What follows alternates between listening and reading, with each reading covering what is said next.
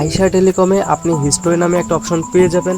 এই অপশনটার কাজ হচ্ছে যে আপনি যখন ফ্লেক্স লোড করবেন, সেই কখন কত টাকা ফ্লেক্স লোড করছেন এই জিনিসটা জানতে পারবেন। এমনকি আপনি কখন কি এমবি অফারগুলো বিক্রি করছেন, কত টাকার প্যাক, কয়টার সময়, এই জিনিসগুলো আপনি জানতে পারবেন এই হিস্টোরিতে গেলে। এমনকি আপনি কখন আপনি টাকা ঢুকাইছেন, প্লাস কখন আপনি টাকা সেন্ড মানি করছেন, এই জিনিসগুলো আপনি জানতে পারবেন।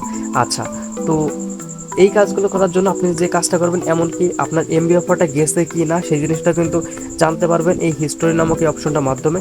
এর জন্য আপনাকে যে কাজটা করতে হবে, এই হিস্টোরি নামক অপশনটার উপর একটা ক্লিক করে দেবেন। ক্লিক করার পরে এই জায়গা থেকে আপনি দেখেন অল স্টোরি নামে একটা অপশন পেয়ে যাবেন, আর বাকি কিছু স্টেপ বাই স্টেপ ভাবে পাবেন। তো আপনি এই জায়গা থেকে কী করবেন, অল স্টোরি নামক এই অপশনটার উপর একটা ক্লিক করে দেবেন। এরপরে কিন্তু আপনি এই জায়গায় দেখতে পারবেন যে আপনি কখন কয়টার সময় ফ্লেক্স লোড করছেন, প্লাস এখানে আপনি কখন কয়টার সময় এমবি মিনিটে বান্ডেল অফারগুলো বিক্রি করছেন, কোন নাম্বারে, এই জিনিসগুলো এ টু জেড বিস্তারিতভাবে কিন্তু আপনি দেখতে পারবেন।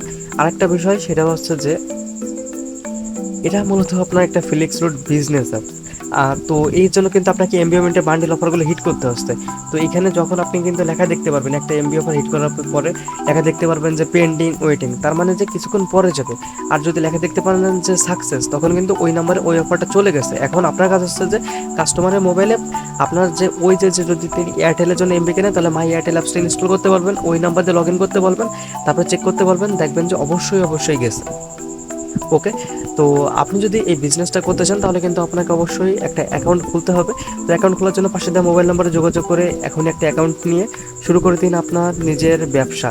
আর একটা বিষয় সেটা হচ্ছে যে এই অ্যাপস নিয়ে আমাদের টোটাল মিলে 10টা ভিডিও বানানো আছে। আপনি যদি ওই ভিডিওগুলো দেখেন তখন কিন্তু এই অ্যাপসটা ব্যবহার করে আপনার জন্য একদমই সহজ হয়ে যাবে।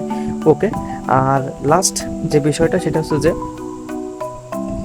ভিডিওটা যদি আপনার কাছে ভালো লেগে থাকে তাহলে আপনি অবশ্যই একটা সাবস্ক্রাইব করে দেবেন।